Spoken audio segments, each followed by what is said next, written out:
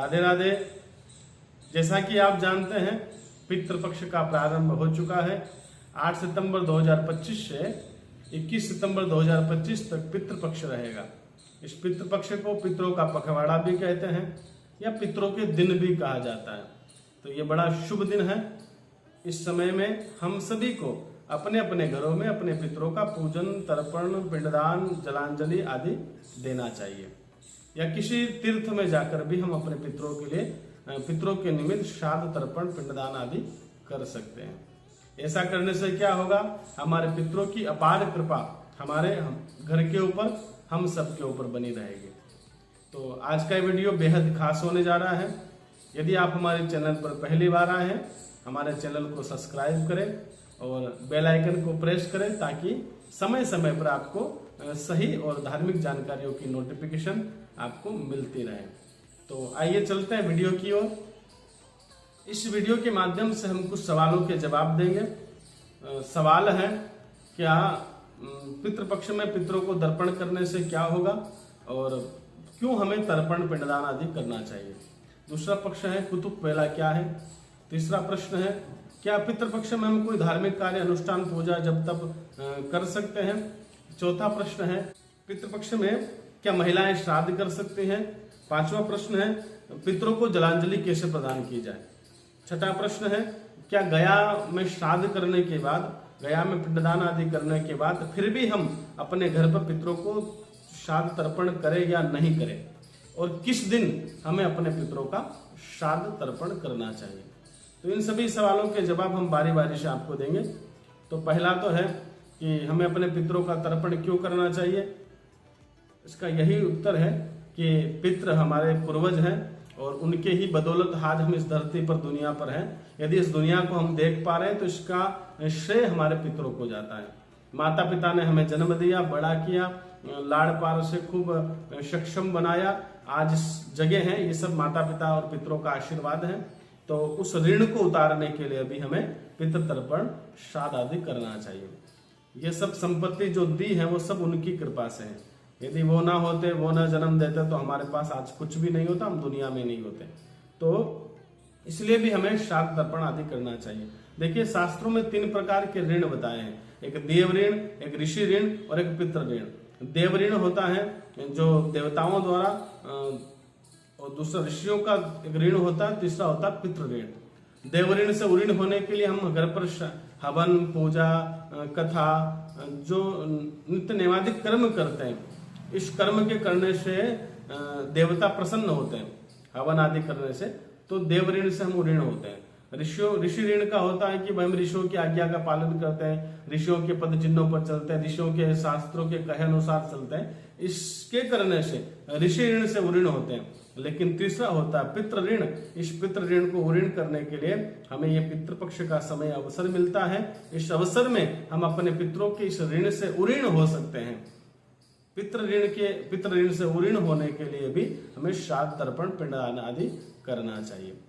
दूसरा प्रश्न है, कुतुब वेला क्या है। देखिए, कुतुब वेला वो समय है जिस समय हम अपने पितरों का श्राद्ध, तर्पण, पिंडदान आदि करना चाहिए। वो समय है मध्याह्न का समय, 11:30 से लेकर 12:30 के बीच में। इसे कुतुब वेला कहा जाता है। इसी समय हमने पितरों का तर्पण करें, श्राद्ध करें, ब्राह्मण भोजन कराए, दान आदि जो भी करना है इस समय में करना बहुत श्रेष्ठ होता है।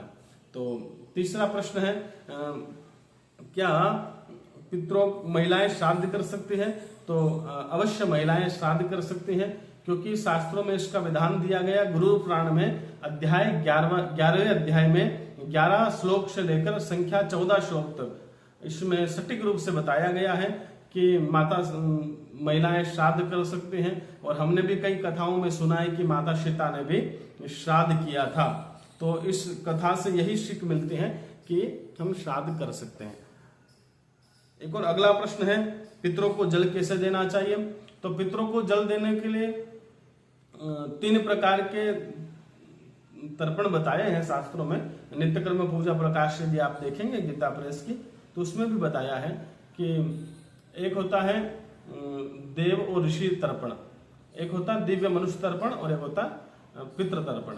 तो देव और ऋषियों का जो तर्पण होता है वो सीधे हाथ की उंगली के अग्रभाग, सीधे हाथ की उंगली के अग्रभाग से तर्पण किया जाता है, जल अर्पित किया जाता है कुशा के साथ। और यदि हमें पितरों को तर्पण देना हो, पितरों को जलांजलि देना हो, पितरों का तर्पण करना हो, तो पितृ तीर्थ से, यानी तर्जनी उंगली और अंगुष्ठ के बीच का जो भाग है इसको पितृ तीर्थ कहा जाता है।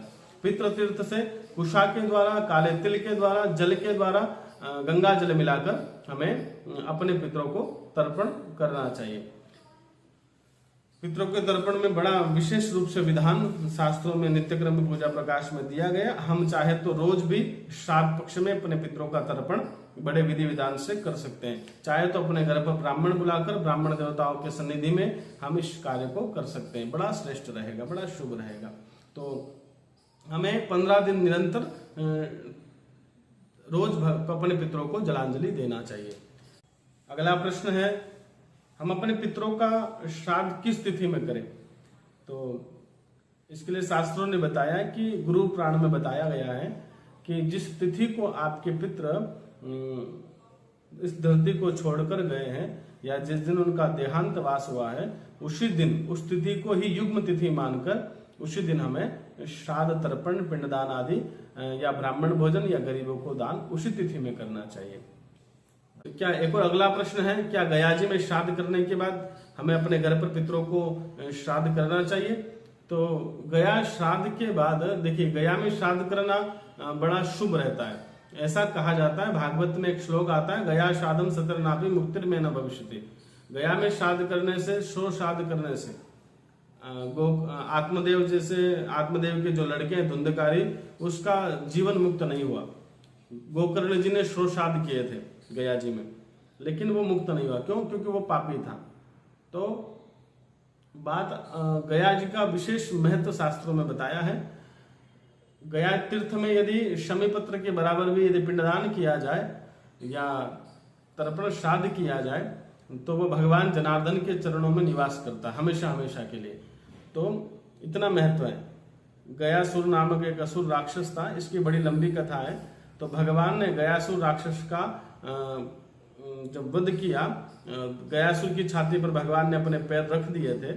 तो गयासुर ने भगवान से कहा, प्रभु मेरा कोई अपराध नहीं था, निरपराध को आप मार रहे हो, लेकिन फिर भी मुझे अच्छा लग रहा है क्योंकि मैं आपके चरणों में मुक्त हो रहा हूँ, मेरा जीवन मुक्त हो रहा है। लेकिन प्रभु जिस प्रकार मेरा जीवन पापी होने के बाद भी आपके चरणों में विलीन होगा, वैसे ही यदि कोई मेरे तीर्थ में आकर, मेरे गया जी में आकर यदि कोई श्राद्ध तर्पण अपने पितरों के निमित्त करता है तो उसके जीवन भी आपके चरणों में विलीन होना चाहिए। वो भी आपके चरणों का निवास करना चाहिए, उसे भी आपके चरणों में जगह मिलनी चाहिए। ऐसा मैं वरदान मांगता हूँ। भगवान ने कहा तथास्तु। तो गयासुर के उस वरदान को भगवान ने सिद्ध किया है। इसलिए गया तीर्थ में जाकर जो भी श्राद्ध, तर्पण, पिंडदान आदि करता है उसको भगवान जनार्दन के चरणों में जगह प्राप्त होती है। तो बड़ा शुभ है गया तीर्थ में जाना। लेकिन यदि आप गया तीर्थ में श्राद्ध, तर्पण, पिंडदान आदि करके आ गए हैं तो फिर क्या करें? आप सिर्फ अपने घर पर श्राद्ध पक्ष में अपने घर पर तर्पण करें। उस तिथि को तर्पण कर सकते हैं, उस तिथि को ब्राह्मण भोजन करा सकते हैं, उस तिथि को दान पुण्य आदि कर सकते हैं। फिर आपको पिंडदान की आवश्यकता नहीं है, लेकिन श्राद्ध तर्पण तो आपको हमेशा करना चाहिए। अगला प्रश्न है, पितृपक्ष में ऐसी कौन सी सावधानियां जो हमें रखनी चाहिए? पितृपक्ष में अनेक ऐसी चीजें हैं जो हमें नहीं करनी चाहिए, जैसे बाल नहीं काटने चाहिए, नाखून नहीं काटने चाहिए, जैसे मैथुन नहीं करना चाहिए, जैसे दिन में सोना नहीं चाहिए, झूठ नहीं बोलना चाहिए, जैसे सुबह और शाम और मध्य 3 वेला में कभी भी हम ऐसा कर्म ना करें जिसके कारण हमारे पितृ नाराज हो। इस 3 समय में 3 वेला में हमें भगवान स्मरण या अपने पितरों का स्मरण करना चाहिए।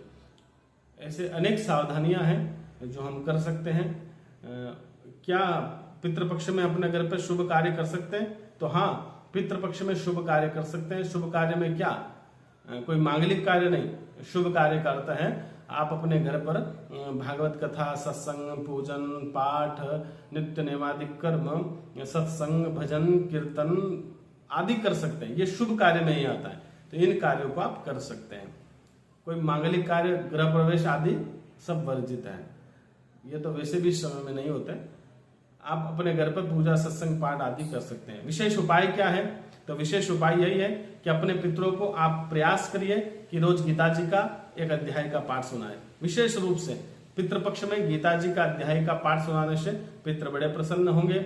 यदि गीता जी नहीं सुना सकते, विष्णु सहस्त्र नाम का पाठ सुनाए। ये भी नहीं सुना सकते और अच्छा चाहते हैं कि और अच्छा फल मिले, पितृ ज्यादा प्रसन्न हो, तो मैं चाहूंगा कि आप सभी अपने अपने घर पर भागवत के 5 श्लोकों का पाठ अपने पितरों को रोज सुना दें। प्रयास करें 15 दिन में आप बड़े भाव से अपने पितरों को भागवत का 1-1 श्लोक या 5 श्लोक जितना आपसे हो सके श्रद्धा से अपने पितरों को सुनाए।